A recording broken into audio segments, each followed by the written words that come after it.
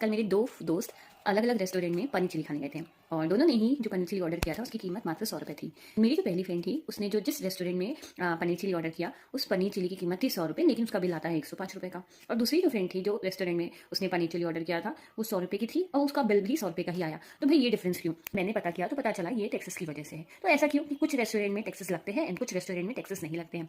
तो दोस्तों, जब आप टैक्सेस के लिए सरकार के साथ में रजिस्टर्ड होते हैं तो आपको बिल में टैक्स जोड़ना ज़रूरी हो जाता है।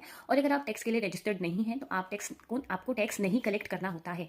अगर आप रजिस्टर्ड नहीं है और आपने टैक्स कलेक्ट कर लिया तो ये एक कानूनी अपराध माना जाता है। अब ये क्या आपकी मर्जी है कि आपको टैक्स में रजिस्टर्ड होना है कि नहीं होना है? सरकार आपको एक लिमिट देती है कि अगर आप इस लिमिट तक सेल करते हैं तो आपको टैक्स देने की ज़रूरत नहीं है, मगर आप इस लिमिट के ऊपर जाते हैं तो आपको टैक्स के लिए हमारे से रजिस्टर्ड होना ज़रूरी है। बट अगर आप लिमिट के अंदर है तो भी आप अपनी मर्जी से रजिस्ट्रेशन ले सकते हैं।